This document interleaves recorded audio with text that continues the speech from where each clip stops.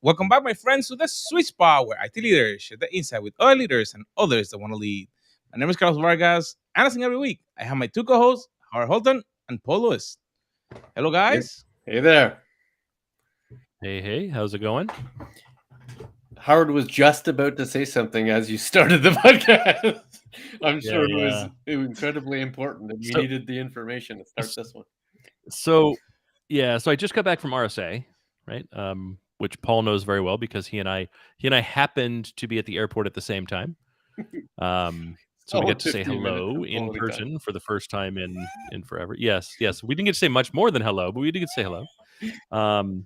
And one of the things that I've noticed kind of throughout my career is I'm going to say the problem with open source. And I think at some point we should have a pod on the problem with open source because it's annoying me. Wait. Not the topic. We're changing the topic, yeah. Yeah, we changed the topic or what? No. We can if you want to, but you might want some more prep. I would like to see both Carlos transition into our topic and transition from our topic to open source. That would be a speech. But I am at yet another conference. So I went from San Francisco. I flew home. I built the mobile party rig that I am currently recording from in the hotel room, so that I have some decent audio when I'm in the hotel room and at least passable video. I may want to play with my lighting. It seems a little dark. What do you think, Carlos? Is my lighting a little dark? Yeah, you're a little bit dark. Probably had to move it a little bit to the side so it can light you up a little bit, or something maybe a little bit. Yeah. Yeah, on the camera you can play with it. You could be in front of the window too. The natural light would be way better than the artificial you currently have now. Well, yeah, that would be nice if there was any way to move. Like they've given me this one big like marble thing. I'm at the hotel chain that starts with an H. That's a bad word for us. Never heard of it. Yeah. So they've given it's like this big thing. There's no way I could move it. Like I'd have to call down to the front desk and say, hey, can you have some big lads come up here from maintenance and move this shit around? I'm trying to do a podcast. I'm not sure that would. Yeah, I'm not sure that would go over well. But so I was home on Saturday, so I put this together. Then I got on a plane at like 5 a.m. on Sunday, and flew to San Diego for Appian World, a low code tool set. So I'm out here to see kind of what they're doing and why it's different and why everybody's all excited about it. As you probably know, I like low code tools. I think they're very interesting. I think the potential is huge. I got asked a really cool question today, which I liked, which was, what am I excited about? Of course, they said, Howard, it could be not technology. And I just went, I don't care about that. I'll just talk technology or business, And I think the thing I'm most excited about is digital experiences. Right? How do we positively affect the digital or for programmer? For the employees in general, I think it's a big miss, right? We talk about CX a lot, and we talk about UX, right? User experience, so kind of application design, and we talk about customer experience. But I think digital experience, which is more around kind of like the whole holistic employee experience, I think is also a critical thing that we need to focus on. And I think that within the context of where I sit today at Appian World, I think there's a lot of potential to positively impact the digital experiences of our employees. And I think it's a place we don't spend enough time thinking about, right? What is the friction? Why does the friction exist? Can we remove that friction? Right? Does what we do have a net positive more than just we've enabled business, but rather we've made it easier to get that business done or better or improved it in some positive way? Is that the purview of larger organizations? In other words, is an organization of 500 or less interested in digital experiences for their employees versus one that has 3,000 stores and therefore 300,000 people? I think the answer is, well, no. I actually think the answer is probably like the mid-size market probably focuses more on it, but I think it's the purview of everyone, right? I think your ability to get super custom right? And really like dial that in improves with the size of your organization, right? Your organization simply has more resources available as it gets larger. That being said, the tools that you select, if DX is a main component, you can simply make tooling decisions that are different that still affect, impact, and improve digital experience. And I don't think you have the right to simply avoid them. So I watched a thing from Simon Sinek this morning on the Great Resignation that that kind of also has me thinking this way a little bit. So I know that we normally get influenced by what we hear, what we see, or the conferences that we go. So is this a topic that the speakers should be talking about, that they're using, the panels that you guys are participating? Share some of those ideas. Like when you moderate something, Paul, No. or you heard? No? No, not at all. Anyways, as I was saying, how important is content moderation? Yeah. So, what's the topic of the day, Paul? How important is the speaker and the moderator to the content being delivered? Whether that is like a webinar or just up on stage for a thing like a conference. And as I was sitting through yet another conference last week, I started to find myself judging the content that was in front of me, right? Sure, the content, in its essence was good, but I started to compare session 1 versus session 2 versus session 3, especially if they're panels, especially if it was moderated by a professional or not, to compare how important was the moderator in the situation as compared to the individual contributors. And I came to just my own conclusion. You can agree with me or not, that the moderator absolutely had a significant impact, and not just the quality of the answers, but the flow of the conversation. So much so is I would have received less content from perfectly good speakers with a poor moderation. And I believe a good moderator gets reasonably good, but not amazing speakers, much more content to the audience. So I think not only does the moderator matter, it matters more than the other panelists. Your thoughts? Oh no, that's interesting. That's interesting. Does the moderator in a panel style discussion, is the moderator the most important position on the panel? So let me give you some examples that I saw between sessions. So example number 1, panel session, 2 very good guests, 1 very good moderator, that they came from a technology background, a publication background. They were a professional interviewer, and they were clearly prepared in the content that they wanted to showcase, right?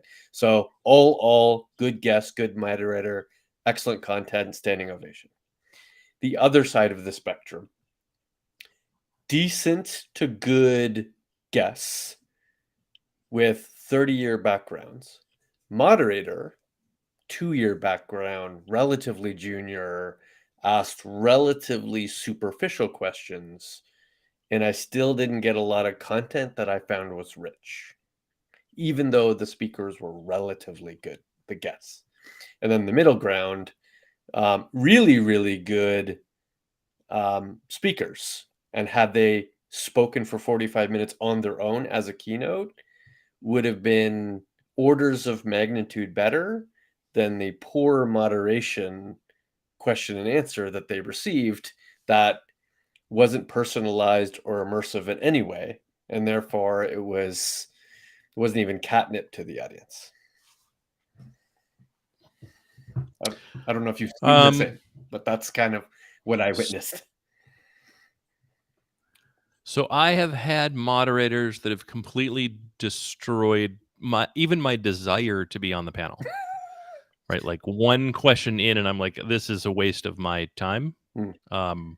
Not only am I not going to learn from any of the other panelists, which is half of the reason that I appear in panels, but I'm not going to be able to bring any value to the audience either. Right. The questions are often, in that case, the questions are often terrible. The time allotted isn't any good. The format may be poor. Like if you're going to have, and I think this is maybe a weakness of the format itself, but I'd almost like panels to have more of a like political debate style format. Right. Paul, here's your question. Howard, you have 90 seconds to respond. Right. Because that's, I think, where the interesting kind of takes place anyhow. Right. If all you're going to do is ask Paul a question, then ask Howard a question, then ask Carlos a question, and there's no connective tissue there's no conversation, then you're also missing half of the value. Right. Okay, cool. I get to hear Paul's opinion on a thing, and then Howard's opinion on a thing, and then Carlos's opinion on a thing. But oftentimes those things aren't connected. There's no chance to really build upon anything. And why are we all on the same panel anyhow? Even if the topic is similar, I don't find the value. Versus there are panels where it is conversational, right? Even if it's not as formalized as like the presidential debate. And those, I think, really do have value. Yeah. Right? Like if at the end of it I walk off stage and I don't ask for somebody else's card or contact info, it's a waste of time for me. I think that's what I witnessed. Is the more junior moderators asked a relatively simple question and the same question to all guests.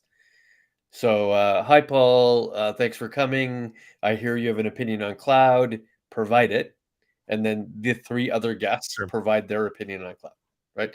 And therefore, every other guest, yes, I agree with Paul, and let me add one thing. Yes, I agree with Paul and Sam. Let me add two things. Like then all of a sudden, you're getting this accretive answer versus a debate or a disagreement or a different position or a different stress, right? None of those come out in a everybody answer the same question moderation style. So and I like deeper questions, right? Like ask me a specific question, and make it somewhat detailed so that I have to pause and think. Don't if you just ask, and I've had the same thing, right? Where the question is really high level and it's like, okay, cool. I got asked that question 700 times already. You're not going to hear anything new. And this is the worst part. You as the moderator aren't going to pull any passion out in my voice. Right. I'm not passionate about a generic answer. Right. So be specific. Right? Give me something I can actually use. So do you prefer moderators that are more academic or more instructional or more theoretical or more practical? In other words, would you rather have somebody who's been in your shoes or somebody who's well read on the topic or somebody who has a superficial appreciation or what you do for a living? I actually don't care. Because I think with the right question, all of that works, right? Like someone that's been in my shoes with the right question can get a different perspective on something they believe they know. Someone who's only studied and asked the question can get the same thing, right? We would have given a response at Hitachi to the second one, that's not how it actually works in the real world. While I understand that's what the textbook says, how we do that in the real world is this. And then the third one also has the ability to be surprised, right? Someone who really doesn't know the field in the space. What helps the most is to understand where the moderator is coming from.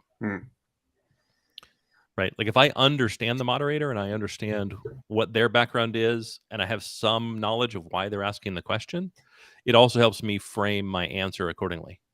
And I'll be honest, ideally the moderator represents the audience. Right. We need them at the very least to be intellectually curious. Right. Correct. Versus having a set of 10 questions in their note cards and their goal is to get through the questions in the 45-minute allotment versus asking the question, understanding the answer, following up on the answer, and hoping that we're creating interesting content for the audience, even if that means only getting through 5 of the 10. Yeah. If you're a moderator and that's what you're doing, like you're just reading the questions, then you're just slides. What's the point of you? Right. Just have them up. I'll answer them as I. Right. Just throw them up and say, so every one of these questions will be answered from left to right as you face the panelists. We're going to put each one up as a slide, and then the panelists are going to go from left to right and answer them. Then I don't need the interruption from the moderator even to begin with. Right. It just reduces the quantity of content. Versus if the moderator is interested, if the moderator is curious, if the moderator is at least excited about the topic and can represent the audience, then they're going to pull that out of you. So let me ask you a question, At least if guys, they're because I think that there's a distinction that I'm not sure if the audience understand, because you both have mentioned a panel versus a debate, and how does the content delivery may be different from your side and then from the audience. How do they learn? Well, I don't think I think that's part of the problem, right? I think you learn far better in a conversation, right? Again, what tends to happen? Paul, give me your thoughts on cloud. It's exactly what every single one starts as. Right. Then Howard, give me your thoughts on cloud. And Paul can do anything he wants. He's the first respondent, so he can respond any way he wishes. Howard then has to decide, does Howard respond totally different than Paul? As in, I acknowledge nothing Paul said. I just try to make it different so that you get a different perspective. Do I recognize what Paul said and give a counterpoint? Do I recognize what Paul said and then go in addition to? Yep. Right? Do I double click for depth? Do I do another pillar of information, or do I leave the field that Paul was in and talk about something? Like Paul can talk about the FinOps of cloud, right? The financial aspects of cloud and how that makes a difference to a CIO. I can then talk about the technical capabilities I gain with cloud. I don't rely on Paul at all. I'm doing something different. Maybe I wanted to talk about the financial aspects of cloud, but Paul went first and he took that talking point. Yeah, I think Right. that style is only effective in good preparation. And by that, I mean, you've done a dry run with the panelists and you got an appreciation. Each panelist got appreciation what they think their predecessor's answer is going to be, and can choose to build upon it or to augment it or to disagree with it. Much more difficult to do that live if you're not familiar with what you think the answers are going to be. Well, it requires all of the panelists to be really good panelists too. Right. Right. Like you have to, if there's 5 panelists and you want them all to say something different, you actually need panelists with at least 3 different opinions. Right. That you know. Right. Yeah. Each. Right. They each have to have at least 3 different opinions because it's likely you're going to have some overlap. Right. So it can be problematic. It's why I think the almost debate style works a little bit better, right? Where you say, hey, Paul, what's your thoughts on, it's 2023. Cloud's been around for about a decade now. We're seeing a lot of repatriation within cloud. So what's your thoughts on repatriation? Is it a real thing? Is it just something vendors are talking about? Are you seeing customers do repatriation? And then Paul will say whatever Paul's going to say on repatriation. And then the next speaker, you go, okay, well, Howard, you heard from Paul. We'd like to give you 30 seconds to respond directly to Paul's comments. Mm-hmm. Like, I think that sort of thing is interesting. Spark some sort of conversation. It doesn't have to be adversarial, which is what you really get in a debate. But make it directed. Point the conversation, right? Like, let's try to carry it or something. And then, dear God, don't have 8 people on a panel. Why would I want to be on a panel with 7 other people? Right. So Because then each individual answer gets so blurred, you don't remember or understand what anybody thought. Well, if you do a panel with 8 people, each person gets 4 minutes total throughout the panel. Right. You get no more than that. And I guarantee you they're going to do introductions. So you get 2. Right. Right. And someone's introduction is going to be, hi, I'm Howard. I'm the CTO for GigaOM. And then someone else's introduction is going to be, so my parents named me Michael, but I didn't really like Michael. And by the age of 3, I had determined that I was really a Mike. Now, growing up as a young Mike in the Midwest, there were 7 other Mikes. So I quickly, you know what I mean? They're going to give you their whole life story. And so they're going to take up 7 minutes on their introduction because they've never actually done a professional introduction before. Because you got 8 panelists. So by the time you're done, they're like, okay, speed round. Paul, what's your thoughts on cloud? Right. Because there's no time left. One answer. Well, give me one word on your Right. theory and forecast of cloud going forward. What are your thoughts on a style, and it happens to be the style to which I now use, where the moderator more is player coach? In other words, they participate as heavily as any one of the guests would.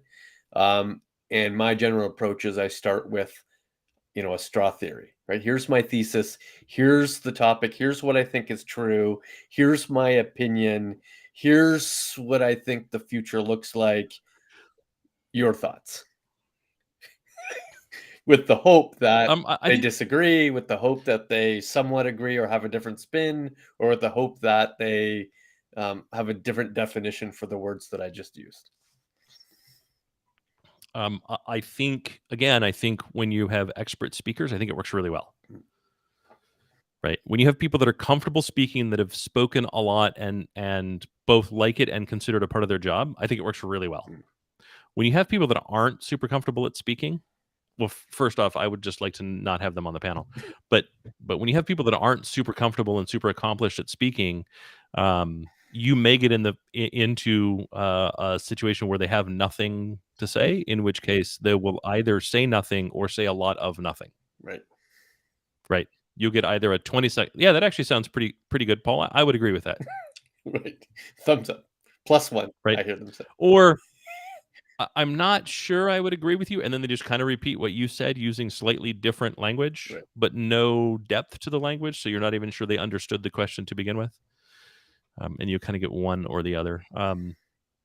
But if it's an expert, then yeah, because every expert disagrees with every other expert, even if they essentially agree at the, like the destination is the same, but the journey is different. Mm-hmm. Right. And so while I agree with your desired destination, I don't agree with how we will get there. And I'm going to talk through how I believe we'll get there. Is it appropriate to have a panel content that is so broad that it appeals to everybody in the audience? Or is it much better to be very, very specific, very, very rifled in your topic? People remember conflict. So if your topic is so broad that it just appeals to everyone, why are you bothering? Right. No one's going to remember what's said afterwards. You're not helping your panelists out at all. So does a panel work Make as it device keynote then? That's the big question I'm trying to get to there. Does a panel work in a main room? No. No, that's different though. A keynote is not just main room. I think a panel is fine as main room content. I don't think it's a keynote topic. Right? A keynote needs to be a big focused topic that kicks off the theme for the conference or the theme for the day. And you can't do that in a panel. I mean, you definitely shouldn't want to do that in a panel, but you could have a keynote and then you could have a panel right after that discusses what they heard in the keynote. And that can be very, very, very interesting, especially if you bring in, like, I'd love to see more of that, right? Where you have have a keynote and then have your top speakers for the conference on a panel to discuss what they heard in the keynote. Some color commentary right after the keynote. Yeah, because then you'd also kind of like you'd get to hear the keynote, you get to create your own opinion of the keynote, then you get to see the panelists, the other speakers, talk about how they interpreted the keynote, whether they believe it or don't, and then you're also set for, ooh, I like what that guy had to say. Now I'm going to go into his session. I like what she had to say. I'm going to go into her session, right? Or I totally disagreed with that person. I'm glad I know now because I would have gone to watch their session and likely been disappointed. That happened to me very, very recently. There was a keynote. There was a very powerful speaker, very content rich, clearly an expert in their particular topic. And I was in the panel right after, still main room. And the very first thing I said was, hey, everybody, I agreed with 85% of what the keynote speaker just said. And if you'd like to hear more, come to my breakout session where I'll talk about the other 15% that's far more interesting and far more relevant to what you just heard. Yeah. No, a little bit of facetious. Yeah, I think, but that was the purpose, right? To say, a good 30 of their 45 minutes was valuable, but here's the 15 that I'm going to take away for you that I'm going to double. Right. Yeah.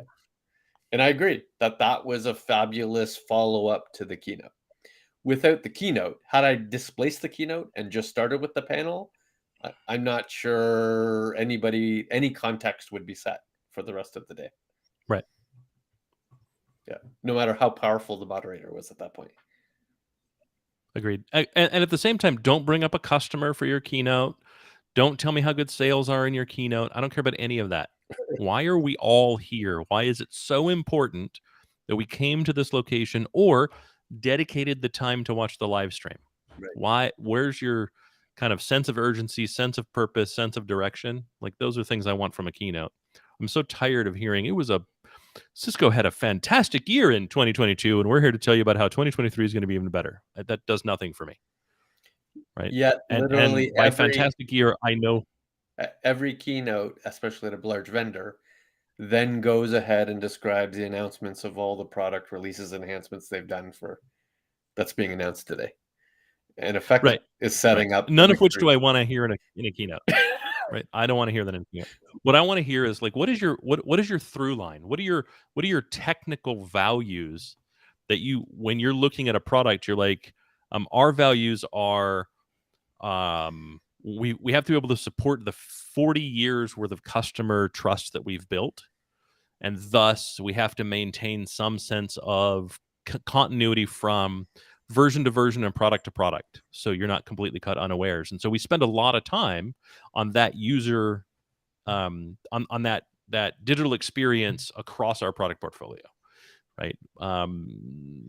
Security attacks aren't slowing down, and this is what we've seen, and this is how we address it, and this is where it gets involved in our product development. And whatever those things happen to be, those are the things that need to go in your keynote, right? So that I can thematically walk around and go, okay, well, I was told these things happen, these things are important, this is the direction the company's going, this is where they think the future lies, and this is the puck that they're trying to aim for rather than follow around. So many keynotes are just a waste. It's like they were put together by an Excel spreadsheet. True. Some rolling list of product upgrades. I agree. I like the style of, what we heard from you last year is this, so we dedicated categorically time to that. And give me 5 of those. So now I have 5 categories of where you spent time and energy. And then those categories reflect what the rest of the agenda looks like. So 1 or 2 of those categories were keenly interested to me because I was the one who mentioned it to you. And now I want to learn exactly what you actually did to make that true. Yep. Yeah. I'd even be fine with, we participated in 31 industry events last year. Here's the list of those events. And then here's the theme that we took away from, like, the lesson we learned from each of those events. Right. This is how we measured what was important to the market, to the industry, and to you, our customers, throughout the year. And this is how we did it. And then this is what we did with that information. Like, yeah. Be super, super interesting to see. I've not seen that yet. I'll be honest. And I almost never see a company talk about their why.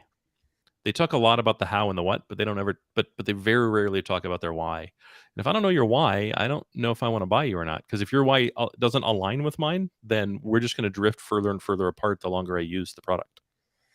And the bigger the company, the more grandiose the why, and the less relevant it is to me. Well, it's also the less possible. Our why is to make the world a better place. Okay. Right. No. World like that's not useful. World peace, yes. Yeah, it's not the Miss America pageant, for crying out loud. Right. Yeah. So back to moderation. What's your preference still? To be a guest, to be a moderator, to be a keynote speaker? Like, where is Howard best suited in that situation? Paul, I'm just honored to be included. Okay, then what's your preference? If one were to give you multiple opportunities, which one would you choose? I actually prefer the keynote, because you have you have the most flexibility, and humor works really well in the keynote, and I like to be self-deprecating with humor. Storytelling is really good in a keynote. Like, people are more patient, I think, with a keynote than they are with other things, and that kind of lends itself well to my style of storytelling and presenting. I'm a pretty good moderator, but I moderate kind of the way you laid out, right? I lay out a scenario, and then I'll ask follow-up questions and try to keep the conversation going. I'm also so excited to learn new things when there's 8 people and 8 perspectives, or 4 people and 4 perspectives. I'm always learning things, so I tend to be a pretty passionate moderator. And I'm always happy to present. What percentage of time would you follow up with the one answer to multiple answers? So you've said, here's the premise. Guest says, I agree with 85% of that premise, and here's where the 15% I disagree with. How much more time do you spend on that disagreement? 30 seconds maybe, Yeah. but I'll take it to the next person, and I go, hey, so Paul agrees with these 4 things, but he's really disagreed with these. Do you think Paul's right or wrong? Right? Like, do you also agree with 85%? And if that's not the right mix, and these aren't the right things, what are the things that you disagree with? So here's a really controversial statement. In any of your moderations or your panels, have you used slides, and should there be slides? No, and no. There should never be slides in a panel. Interesting. I always have slides. I mean, no. I always have slides. No. And I always have slides to create a visual of my premise, to create a visual of my straw man, to say, I believe that that we're going to deploy applications into these 8 places. And let me show you those 8 places just to visually depict what I mean when I say these 8 places. And I'm going to leave it up. I'm going to leave it behind me as I just described it to you. And then I'm going to point to a panelist and say, tell me I'm wrong about this picture.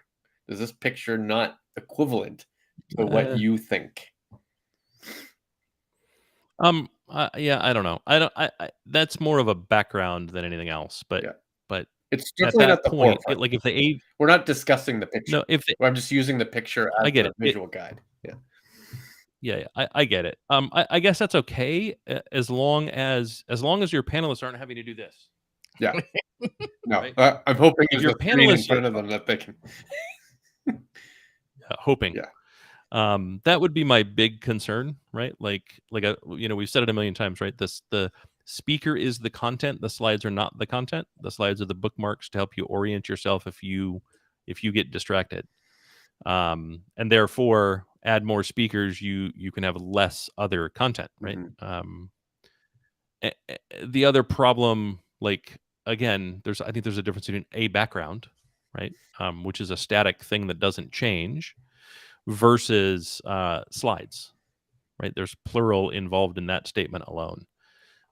I'm not sure that I would find it really necessary. Like, I think if your premise is complicated enough that you need a permanent diagram, maybe simplify the premise for the panel. But I could see places where it would work as well. I've used it mostly in circumstances where I'm less familiar with the guest and I'm doing the moderation, or I'm very familiar with the guest and I know that they have a less than functional viewpoint of some of the topics of the panel, right? So they're an expert in 30% of what we're about to talk to for the next 45 minutes, but not the rest. And therefore, to help the conversation, knowing that I'll have to engage more in the conversation because of it, I use it as a tool. Yeah, I could see that. Yeah.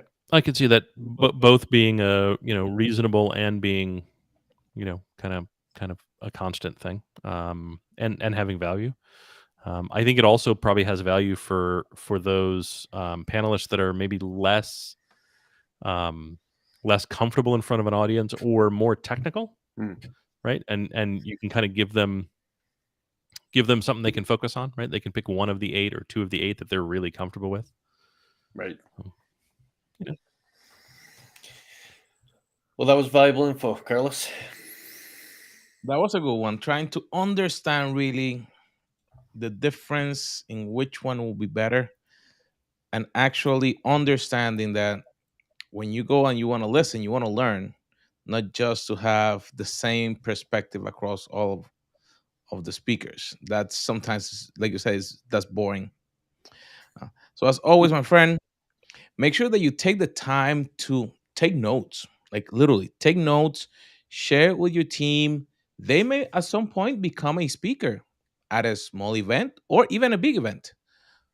Then also, you may become a speaker or a moderator. So take this tips and tricks. So when you're there, you can be successful. So my friends, we'll see you on our next episode.